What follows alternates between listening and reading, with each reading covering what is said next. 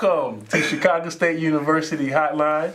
My name is Dr. Kelly Harris, and I am here with my guest, Aramu Mbande, who is the director of the AfricanAmerican Male Resource Center at Chicago State University.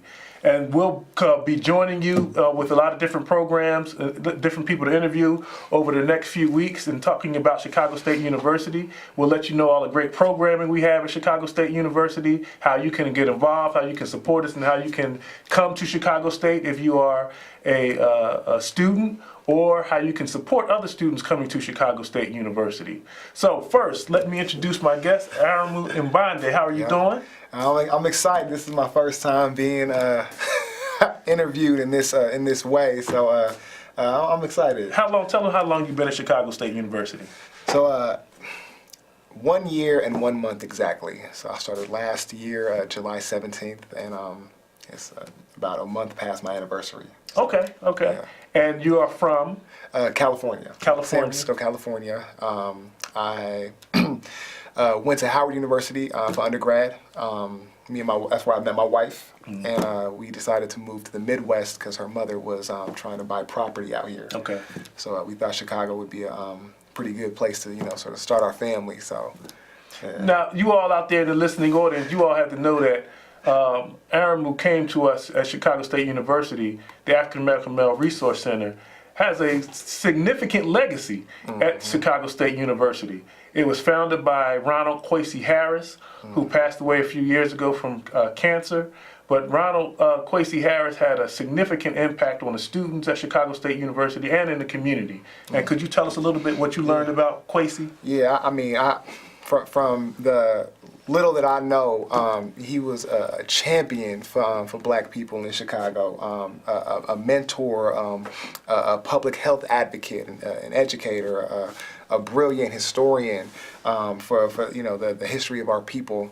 So before he was at Chicago State University for the African American Male Resource Center, he was working for the Bobby E. Wright Rehab Institution in Chicago, and he did such an amazing job there, an amazing job at Chicago State, and his legacy is one that excites all of us, but especially me, in trying to just learn his ways. So tell us a little bit about the African American Male Resource Center, and some of your initiatives and what you all are trying to do. Sure. So our philosophy is that black men learn best and operate greatest when taught within a political, social, and cultural context. So understanding that we all are in college to become academics and to become educated, for black men specifically, in that journey we hope to become political activists, we hope to become socially engaged in global matters, and we hope to be culturally rooted in an African or an African American centered value system. So a lot of our programs and a lot of our workshops centered around those three pillars of social, political, and cultural education. Now, some people would say, well, why do you need it? Why is it necessary, African American Male Resource Center?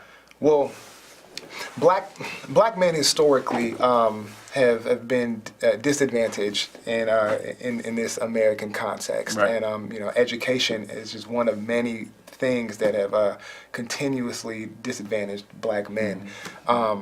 What a lot of black-centered researchers and educators have found was that if you sort of embrace or create a culture of success and excellence and self-worth, self-efficacy, self-confidence, collective shared esteem, the outcomes for any particular group, whether that be white folk, Chinese, Hispanic, will increase exponentially.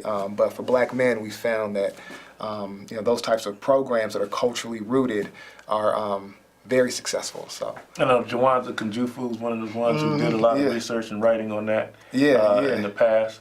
And black men come through a school system that really doesn't embrace them and who they are and who their culture. So Chicago State gives a welcoming environment. Yes. And meets them where they are. Is that right? Yeah, absolutely, yeah. Absolutely.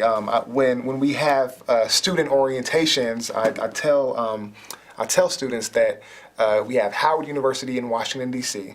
We have the 3 universities in Atlanta, and then we have Chicago State University in Chicago when we're looking at major black cities with a black university within them. So, we all know the work that, places like Howard and Morehouse and Spelman do, but Chicago State is that extra black institution that's in a black city that produces, community-centered, very valuable, type of research and work. So. And we are on the far south side in Chicago, Yes. 9501 South King Drive. So it is a predominantly black community that we serve. Oh, we do have a caller, so we wonderful. are going to go to the caller. Oh, wow, yeah. Go ahead with your question, caller. Yes, sir. First time watcher. The gentleman next to you was talking in the green was talking about education. Yes. Why is it that they blame everybody, but here in Chicago, 200,000 people have left Chicago. The teachers' test and the students' test have been dumbing down, and then you wonder why African American and Hispanics like myself don't have a chance. Don't dummy anything down. If you don't make it, the teachers can't teach right. Don't blame everybody else. Blame yourselves. That's all I have to say. Right, the gentleman next to you in the green, he did it the right way. He went to school. He studied hard. And look where he's at now. That's how you do it. Not by dumbing down tests for everybody. So they just, right away they have a disadvantage. Okay. Okay, that's what I want. And thank you for letting me talk. Thank you. So let's clarify a few things. So you should probably talk a little bit about what helped transform you as a student and made you a serious student and a serious scholar. Yeah, absolutely. Educators like this man right here. I went to Howard University. We had a variety of very, very serious black men who taught psychology, African American studies, sociology, and being in those classrooms really inspired me to take my education serious, and not just the formal education towards getting a degree, but the self-education in learning myself, learning my flaws, learning my purpose, and let's say transforming community. So I get what the caller is saying, but unfortunately, so many black men don't have the opportunities to be educated by educators who teach knowledge of self, who teach, purpose finding through a strength-based model so that you can go out in the community and use your skills to advance it. So it's a collective issue, but, I don't think it's rooted in formal education as much as it is rooted in self-education, but you can find that in special places, and Chicago State is one of those special places. And my wife has a doctorate in education, and her dissertation was titled "They Don't Like Me," and the reason and it was about Jeremiah A. Wright, Reverend Dr. Jeremiah A. Wright, but she got a doctorate at Chicago State University in education, and the title "They Don't Like Me" came from her as a teacher when she was teaching in public school system in Chicago. There was one young black boy who would come to the class, and he would always, get upset and, fussy and all these kind of things. And she said, "Well, what's wrong? Why do you like that?" And he said, "They don't like me here." Wow. And what that meant for her was that he was not accepted as who he was in the community he came from. The school system didn't embrace him. But she began to give him things about African history and who he was, and learning about himself and learning to respect his intelligence. Wow. And that's when he became transformed. And, and that's really what I think the African American Male Resource Center does. It embraces young black men. It respects them for who they are and the intelligence that they have. And oftentimes the school system does not do that. So while I understand when people want to talk about taking responsibility, and people do, but we have to understand the context for the education system. It was not built really to support people of color, particularly people of African descent. It was taught to teach them that being dark was ugly, black was ugly, Africans had no history. So we're trying to counter that in what we do at Chicago State University, and particularly the work of the African American Male Resource Center. So one of the things that you did last year, which was very unique and interesting, you all went to Cuba. Yeah. Right? Yeah. And talk about Timbo and the young men who went to Cuba.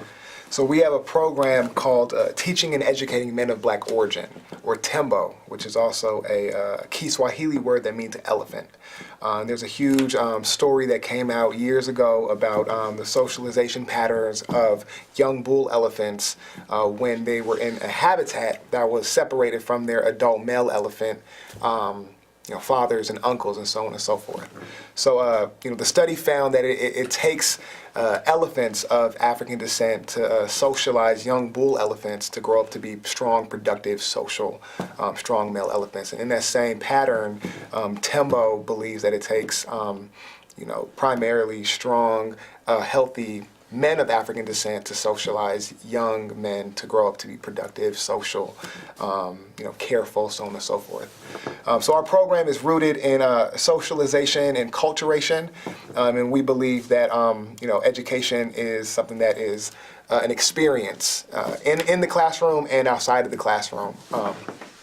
We found through a report conducted by the Department of Education that black men are among the least to study abroad, and that among all black people traveling throughout the world, black and brown countries are the least of their destinations. So, if you are lucky enough to travel as an African American or a person of African descent, Right. Typically you're going to somewhere in Europe, somewhere in Asia. Very seldom do you go somewhere in Africa or somewhere in the Caribbean. So, we connected with a fabulous group called the African Diaspora Alliance, who centers around this type of work. And we went to Cuba to study the Africanisms, the retentions of African culture in art and spirituality. And some of our students had some really cool findings. But for everybody, it was just a close, really growing journey that we took together. So, And Cuba has a very significant African culture as a part of their history, correct? Yep. They and what's fascinating about Cuba, you have this in Jamaica, you have this in Brazil, but Cuba being the small country that it is, even in the language, some of the Efik people or the Olukumi of the Yoruba of Nigeria people, those language or linguistic retentions are still, used in the Spanish that they speak, and we were able to experience some of that, which was fascinating. But huge African population. A lot of the brothers in Tembo never traveled outside of the country. I think some of them have yet to travel far outside of Illinois and Indiana. So going to Cuba was a pretty big. It was a transforming event, I'm sure. They for all of us, and yeah. And I want the callers and the audience to understand too that we have a lot of misconceptions about Cuba. So their ability to go to Cuba and see for themselves and to talk to people in Cuba and learn from them about what Cuba was and what Cuba's history was and what their president is very important. Oh yeah. Absolutely. We meet every Thursday, Tembo, to facilitate a curriculum that's centered around, cultural value and self-confidence and family building and relationship building. So to go to Cuba to see people of African descent actually practicing in their social systems and in their larger communal organizations, the same principles of the Nguzo Saba that we've been facilitating every Thursday was really, really cool. I mean, now you're using words people may not know. Tell them what the Nguzo Saba is. So the Nguzo Saba are the 7 principles of Kwanzaa. It means 7 principles in Kiswahili, unity or umoja, but in English, unity, self-determination, collective work, cooperative economics or shared resources, purpose, faith, and creativity. And through these 7 principles, a culture can maintain itself and exceed and sort of navigate any challenge that it may face. You need unity, you need collective effort, you need shared resources, and you need to have faith in one another. And of course, we see pockets of that in Chicago. No question. You see that all over America. But to go to a place where we have so much negative, ideas about how they facilitate. Right. It was cool to see that practiced. Regardless of their say lack of economic resources or whatever people have ideas about. They were practicing a cultural system that worked for them and that we were able to learn from and take and apply. So. And Cuba had played a significant role in supporting people in the civil rights movement and the Black Power movement, the struggle for African liberation. Yes. So Cuba has a very strong connection to the African diaspora. Yes, right? yes. Man, from Angola to South Africa, the Congo, Ethiopia, Guinea-Bissau. Cuba has a rich spirit of resistance and and strength. And as soon as we got off the plane, we felt that.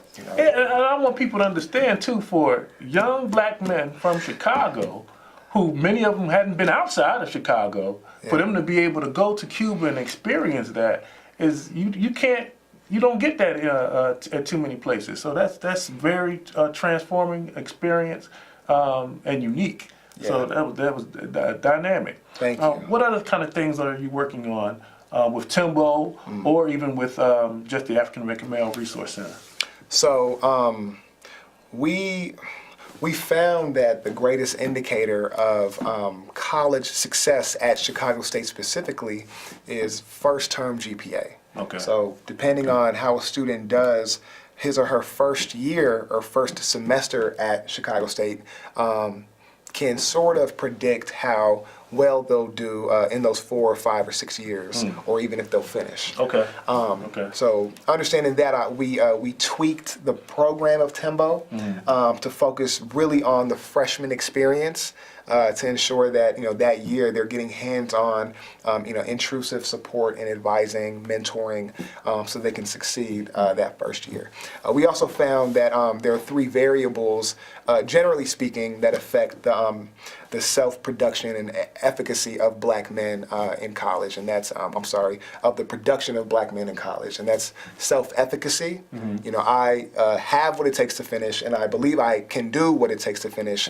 Motivation, I desire to do what it takes to finish, and financial opportunities.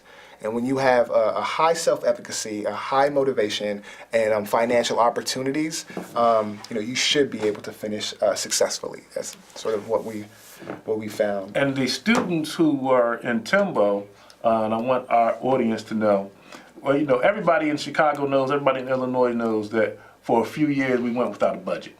Yeah. Right? And that impacted, that had a significant detrimental impact on state universities, Chicago State, Northeastern, Western, Northern Illinois, you name them all, had a significant impact on all of them. But it was our students, wasn't it? Yeah. That led to fight to try to get the budget passed. Yep. David Ellis, Charles Preston, Adrian Marcato, Andre Fredericks, and a variety of others who really led that. That student action. It was very inspiring. Actually, I heard of a demonstration that happened about a month ago, where they, sort of emulated what the what the students were doing in 2016. Meaning emulated, meaning blocking off the highway. Causing that. So. The brothers that come through the center are brilliant. So we have Tembo. We have something called Money Moves, which focuses on creating financial opportunities within school. So we're collaborating with the Seaway Self-Help Federal Credit Union. Oh, wow. Yeah, they come in and they try to tailor, a student-centered, workshop style so that we can explore some of the challenges that students face financially during college, and during this program, we really stress connecting with your financial aid advisor. So every student has a direct advisor in financial aid that they're supposed to connect with when they have issues. During this Money Move series, we try to stress that. And then lastly, we're working on something called the Grad Ready series, where we're getting students focused on graduate school. So we go through the entire graduate school application from academic CVs, letters of recommendation, personal statements, and we try to identify serious action steps so that they can produce really good materials. So You need to invite me out here to talk to those students about going to grad school. yes. Because I got some good stories for them. We're organizing the sort of tip-off of that. Okay. It's called Diary of a Black Graduate Student. So we're going to bring in 3 or 4 CSU grad students sometime in September and sort of go through the success strategies that they use to do well in their programs. Then after that, then we'll break out with the very intrusive. And I would assume that many of these young men, before they came to Chicago State, they probably hadn't even thought about graduate school. Yeah. A lot of them didn't, a lot of us, before going to undergrad, can't even define graduate school because it's not something that, that we're talked about. Was there a caller? We have a caller. Okay, go ahead, caller. Yes, I wanted to make a couple of points. I think when it comes to undergraduates, they fall into various categories. And let's face it, there are those young people who at age 16, 17 in high school knew that they had planned to go on to law school, to medical school. This was their dream, and quite frankly, there was nothing that was going to stop them. And then we have, I would argue, a second group of people who are young people who know that they want to go to college, but aren't quite sure exactly what they want to do. They have an idea about a major, Right. But beyond that, they don't know. And then there's that third group that knows that they want to go into pursue post-secondary education, but have no idea what they want out of it. They would major at some point. And I think it's incumbent upon us as adults, and I did the whole thing, undergraduate, master's, the second master's degree, and a doctoral degree. And I can tell you now that there was very little guidance in my day and age with regard to letting people quantify the value of something. For instance, you want to study sociology? Great, it's a great degree. But if you're going to go to a private institution and come out owing $100,000, that's different than a degree in engineering coming out owing $100,000. The capacity to pay off one versus the other in terms of real long-term income is very different. And there's nothing wrong with, say, a good state school as an alternative with a third of the debt. So, unfortunately, you've got 17-year-olds that are being asked to make decisions that are going to impact the next 40 years of their life and debt and educational outcomes and all of these things. And we're not prepared to do that for young people. And that's why we need to be there to help them. And the idea that as undergraduates, that they're ready to make those decisions in terms of graduate school, they're no more ready to do that than when you're 17 and you're ready to make decisions about college the rest of your life. We still are not doing a good enough job preparing these young people for that next phase. Well, I think some of your points you make are correct, but we are doing that at Chicago State University, with on campus and off campus. One of the things that we do know is that intelligence and skills come in a lot of different packages. It is not simply somebody having a college degree, but that helps. We have a variety of majors, and schools should not just be vocational or technical or just STEM. The social sciences and humanities are extremely important to the development of our communities and the world. Matter of fact, one could argue that one of the reasons we have some of the problems we have today is that not enough people are engaged in the social sciences and the humanities. But I would always push for students to get a college education at Chicago State University, but also, those students who are skilled in the trades. Trades are very important, and we could have a whole long show on trades and people trying to get positions in the trades now in Chicago, let alone across the country. But at any rate, we're running out of time, so I will leave a final comment for you about the African American Male Resource Center, and I would encourage our people to go to csu.edu. Look at our website for upcoming events and see what's going on in Chicago State. Excellent. Well, a teacher of mine named Tashango Mbilishaka. He broke out the 3 types of instructions that happen during your schooling. One is called diseducation, where you do not learn anything about yourself or anything about the outside world. One is called miseducation, where you only learn about the outside world and nothing about yourself. And the third is called education, and that's where you learn about yourself and you learn about the outside world. And Chicago State University does a great job of holistically educating people, especially people of color, to learn about who they are as well as the outside world so they can use their skills to transform their communities. We're going to wrap it up. Thank you for joining us, and please join us next week at 6 o'clock and to talk about Chicago State University. Yes, y'all take care. All right.